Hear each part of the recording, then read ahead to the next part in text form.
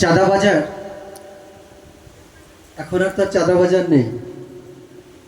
আসলে যে গান আমাদের নিউটনদা করলেন, আবার গানের মধ্যে সুন্দর করে ব্যাখ্যা করলেন, আর সেই ব্যাখ্যাকে একতলা থেকে দোতলায় উপনীত করলেন আমার ভাই অসিত। এত সুন্দর করে বোঝালেন, সত্যি মন ভরে যায়।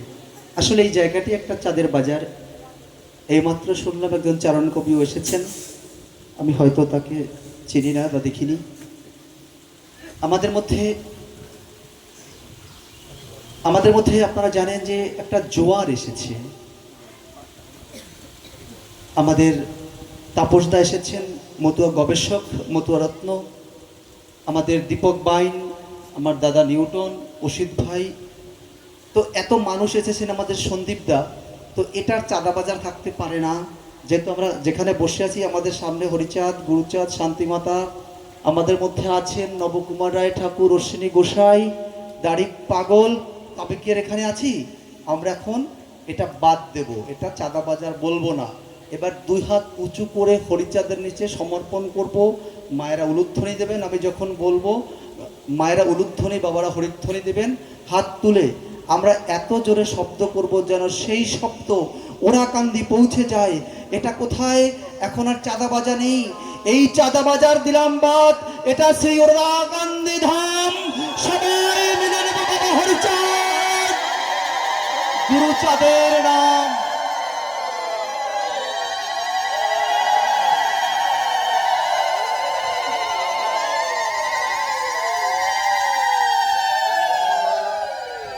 হরিগুরুচাঁদ ঠাকুরকে প্রণাম করে পাগল গোসাই, দলপতি, মতুয়া রত্ন যারা আছেন সবার শ্রীপাদ পদ্মে ভক্তিপূর্ণ নিবেদন করছি।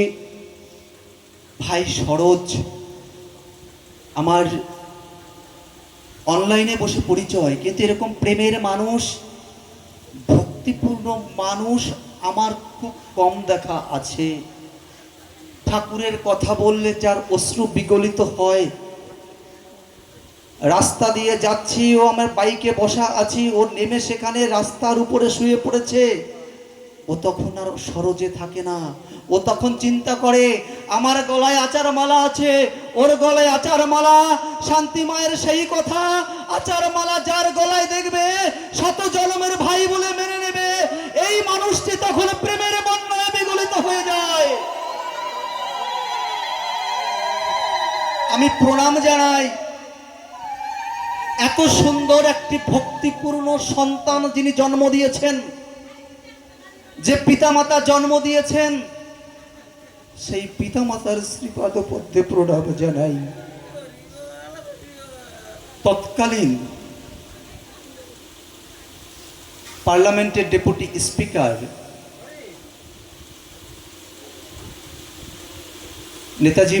নেতাজির মা প্রভাবতী দেবীকে প্রশ্ন করেছিলেন যে মা, তুমি নেতাজির মতো একটি সন্তান কি করে পেলে? তিনি উত্তর দিয়েছিলেন, একমাত্র প্রতিসেবা। আমি যেমন আমার স্বামীকে ভালোবেসেছি, আমার স্বামীও সেইভাবে আমাকে ভালোবেসেছে। যাদের ঘরে স্বামী স্ত্রীর মধ্যে ভালোবাসা না থাকে, প্রেম না থাকে, সেই ঘরে সরোজের মতো সন্তান আসে না, ভক্ত আসে না। তাই সবার আগে স্বামী স্ত্রীর প্রেম। তাই তো হরিচাঁদ ঠাকুর বলে উঠলেন, লয়ে নিজ নারী ব্রহ্মচারী সচ্চরিত্র রবে, পরপতি পর নারী স্পর্শ না করিবে, তুমি না ডাকিলে হরি তোমাকে ডাকিবে। এমনি এমনি আসে, এমনি এমনি একটি সন্তান পাওয়া যায়। কামনায় কামিনী ধরে কামরস আলিঙ্গন করে চিত্রাণীর মধ্যে সত্তা যাকে করে গ্রহণ, যার যার মায়ের কোলে পুত্র বা সন্তান রূপে করে জন্মগ্রহণ। এত সোজা নয়। এখানে এসে আমি কালকে ছিলাম ওপার বাংলায়, যখন আমাকে জানানো হলো বা আমি দেখতে পাচ্ছি যে আমার ভালোবাসার মানুষগুলো এ বাড়িতে এসে পৌঁছে গেছে। বিশ্বাস করুন, আমার দেহটা বাংলাদেশে ছিল, মনটা এখানে ছিল।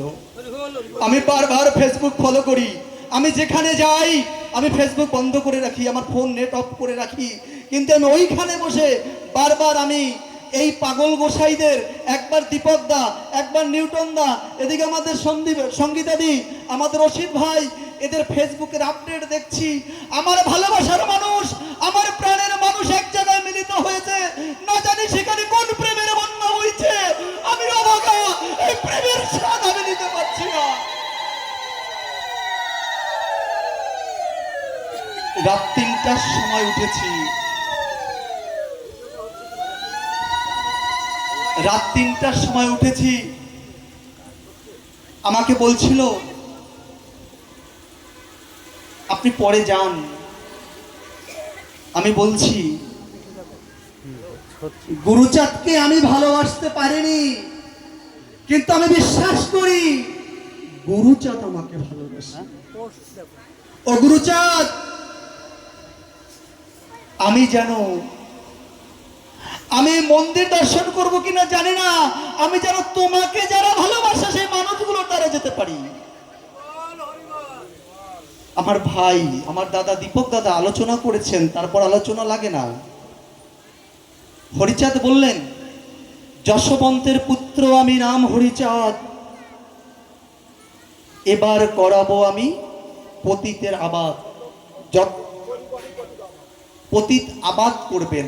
তা হরিচাঁদ ঠাকুর কেন আসলেন? এই নিষ্পেষিত, নির্যাতিত, নিপীড়িত মানুষকে সঠিক রাস্তা দেখানোর জন্য। তাই তো তিনি হাতে করে মাটি কেটে রাস্তা করে দিয়েছেন, রাস্তা করে দিয়েছেন। তাই তো তার জাতির মানুষ, তার সমাজের মানুষ, নিষ্পেষিত, নির্যাতিত, নিপীড়িত ঘরের মানুষগুলো ওই রাস্তার উপর দিয়ে হেঁটে যাবে। একবার ভাবছেন কি মনে মনে যে এই রাস্তাটা কে তৈরি করে গেছে? আপনার বিবেক, আপনার হৃৎপিণ্ড কেঁপে উঠবে। ঠাকুরবাড়ি ওরাকান্দি থেকে তাদের চৈতন্য জাগ্রত না হলেও তার ভক্তদের চৈতন্য জাগ্রত হয়েছে। তাই তো এই প্রেমের প্লাবনের মানুষগুলো এদের আন্দোলনে, এদের ভালোবাসায় পৈতা ফেলে প্রশান্ত চক্রবর্তী মতুয়া হয়, নাইমুল ইসলাম সুমন মতুয়া হয়, ইসকন থেকে মতুয়া হয়। মতুয়ার জোয়ার বয়ে যাচ্ছে বাংলা পক্ষে। যুব সমাজের মধ্যে প্রশ্ন উঠেছে, আমি যে রাস্তা দিয়ে হাঁটি, রাস্তাটা কে তৈরি করলো? একবার ভাবেন তো, কে তৈরি করেছে? কিছুটা ইঙ্গিত দিয়েছে আমার দাদা, যেখানে ইঙ্গিতটা দিয়েছে আমি সেখান থেকে ধরছি। তার মানে এই বিবেক যখন আপনাকে জাগাবে, এই বিবেক যখন আপনাকে চেতনা দেবে, তখনই তো, তখন দেখবেন যে নিজ নিজ ঘরে ভগবান পেলে অন্য কোথা যাও, এর থেকে আর কি বুঝাবে? ভালোবাসা, ভালো কাকে বাসবেন, প্রেম কার সাথে করবেন, এ কথাটা আমি প্রায় বলি। ভালো তাকেই বাসবেন যে আপনাকে ভালোবাসে। প্রেম তার সাথে করবেন যে আপনার সাথে প্রেম করতে চায়। এমন কারো সাথে প্রেম করতে যাবেন না, এমন কারোর সাথে ভালোবাসতে যাবেন না যার সাথে আপনি জোর করে প্রেম করতে চান। এই সমাজের মানুষকে, এই অবহেলিত পতিত জাতিকে, এই জাতিকে কে ভালোবেসেছিল, কে প্রেম করেছিল? একটু অন্য প্রসঙ্গে যেতে বাধ্য হচ্ছে, কিছু মনে করবেন না। উক্তিগুলো সরোজের নয়, এই বাড়ির নয়, আমার। আজকে রাম বলুন, কৃষ্ণ বলুন, গৌরাঙ্গ বলুন, এই নিষ্পেষিত, নির্যাতিত মানুষের জন্য কি করেছেন আলোচনার বিষয়। আমি সেখানে যাচ্ছি না, কিন্তু আপনার বুঝতে হবে আমাকে ভালো কে বেসেছিল। যে আমাকে ভালোবেসেছে তার জন্য আমার ছুটে যেতে হবে। সে যে প্রান্তেই থাকুক, যেখানে থাকুক, কিন্তু তার আদর্শ। আজকে মতুয়া দর্শন আমার ভাই অসিত একটা কথা বলছিল যে নাবিক, এই আমাদের নিউটন বোধ হয়, যে নাবিক, নাবিক শব্দটা, এই যে ভব পার, এই যে পার করেছেন, এই পারটা কি আপনারা বুঝেছেন তো? ব্যাখ্যাটা করেছিল। আমি অশিক্ষিত, আমি অশিক্ষিত, মূর্খ, আমি না জানি লেখাপড়া, এটা করে আমি একটা পারে করে রয়েছি, যে পারটা অন্ধকারময় পার, যে পারে নাই শিক্ষা, নাই ব্যবসা, নাই অর্থনৈতিক অধিকার, কিচ্ছু নেই, গোলামরা বসবাস করছে। 5-4টে গোলাম আছে না, গোলাম বোঝো তো, দালালগুলো, ওই বলদের দলগুলো এক পাশে বসে আছে। হরিচাঁদ ঠাকুর চিন্তা করলেন, ভালো আছো বাবা? হরিচাঁদ ঠাকুর চিন্তা করলেন, এই বলদগুলোকে আমার সঠিক পারে নিতে হবে, এদেরকে আমার দিশা দেখাতে হবে। তাই তিনি নৌকার নাবিক সেজে এই মানুষগুলোকে শিক্ষার আলো, মানুষকে মানুষের মতো বাঁচার অধিকার দিয়ে সেই অধিকারে পৌঁছে দিল, মানে আপনাদেরকে পার করে দিল। এই পার করার জন্য হরিচাঁদ এসেছে, মানে তার দর্শন আপনাদেরকে বোঝার চেষ্টা করতে হবে।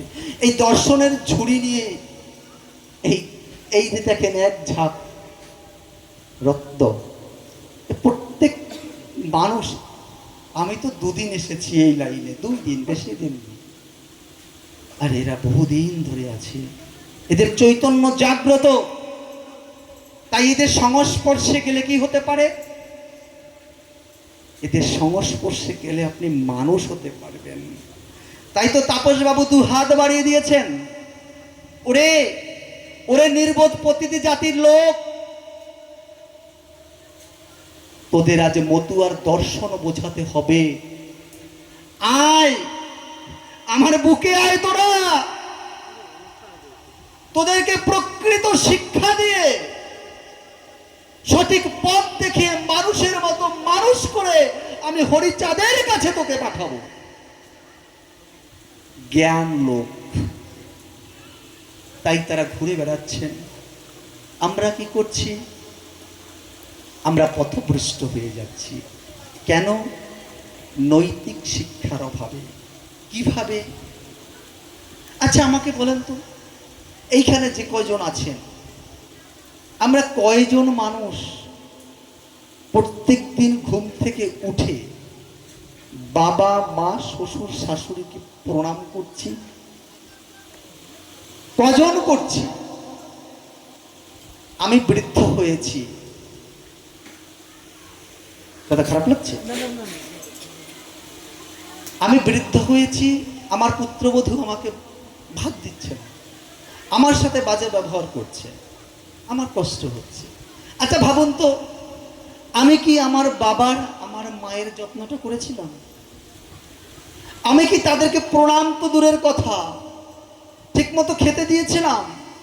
আমি যদি আমার বাবা মাকে খেতে না দিই, আমি যদি আমার বাবা মাকে সম্মান না করি, অন্য করবে কি করে? আরেকটা জিনিস আছে, আমাদের ঘরের মায়ের, এই দেখবেন কদিন আগে বাংলাদেশের এএসপি পলাশ, তিনি আত্মহত্যা করলেন। কেন? বৌমার সাথে শাশুড়ি পটে না। বৌমা মনে করে ও মায়ের কথা শোনে, আর মা ভাবছে ও বৌমার কথা শোনে। এতটা কঠিন বিষয় হয়ে দাঁড়িয়েছে, একজন উচ্চপদস্থ অফিসার তিনি সুইসাইডের পথ বেছে নিল। এর কারণটা হচ্ছে ওই মানুষটা কিন্তু তার শ্বশুর শাশুড়ির যত্ন করেনি।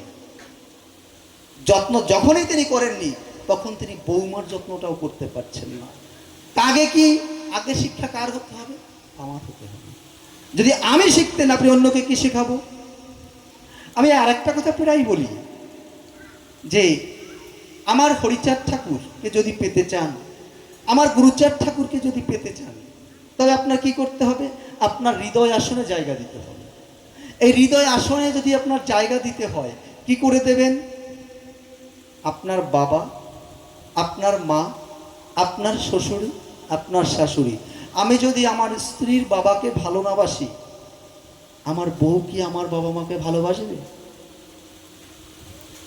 যদি আমার বাবা মাকে ভালো না বাসে, তখন তো আমিও বলতে পারবো আমি তোমার বাবাকে এত ভালোবাসি, তুমি আমার বাবাকে ভালোবাসো না, আমার মাকে ভালোবাসো না। তার মানে শিক্ষা থাকে আমার। একটা টেবিলের যেমন চারটি পায়া, বাবা মা শ্বশুর শাশুড়ি, এই চারটা পায়ার একটা পায়া যেন আপনার দৃষ্টিতে যেন নড়বড়ে না হয়, মানে ভালোবাসা কম না থাকে। যদি আপনার সামগ্রিকভাবে সমানভাবে এই চারটা পায়াকে ভালোবাসতে পারেন, ভালোবাসা পেয়ে দাঁড় করাতে পারেন, তবে আপনার হৃদয় আসনে শুধু গুরুচাঁদ না, গুরুচাঁদের বাপও চলে আসবে। কারণ গুরুচাঁদ ঠাকুর তো নিজে বলেছেন, আমাকে ডাকতে হবে না, আমি তোমাকে ডেকে নেব, তুমি কর্ম করো। তো কর্মের মধ্যে কি? যদি পিতা মাতাকে অশ্রদ্ধা অভক্তি করি, তবে তুমি যত যাই করো, দানের পাহাড় বসিয়ে দাও, কোনো কাজ হবে না। তাই তো? ঠিক বলছি তো? তার মানে শিক্ষা কি? আমি বলবো, যেখানে যারা যুবকরা আছেন, আপনারা বিশেষ করে আমার বয়সী মানুষগুলোকে বলবো যে বাবা মা যাদের বেঁচে আছে, অন্তত সকালবেলা তার পায়ের একটু স্পর্শ নিন, দেখবেন আনন্দ পাবেন। এবং আর ওই দাদু ঠাকুরমা, তারা শিখিয়ে দেবে নাতিকে যে যা তোর বাবা মাকে একটা প্রণাম কর। কারণ ওই যে ছেলে বাবা মার পায়ের নিচে মাথা নত করা শিখে গেল, যেদিন বৃদ্ধ হবে, বড় হবে, বিয়ে করবে, সেদিনও বাবা মার সামনে উঁচু করে অবান্তর অশ্লীল কথা বলবে না। কারণ ওই যে প্রতিদিন তার পায়ের নিচে মাথা নত করা অভ্যাস হয়ে গেছে, সেই অভ্যাস তার মধ্যে থেকে যাবে। তা শিক্ষাটা কখন দেবে? এটা বাস্তব চিন্তা, বাস্তব কথা। পিতা মাতাকে ভালো না বাসলে কোনোদিনও মানুষ হতে পারবে না।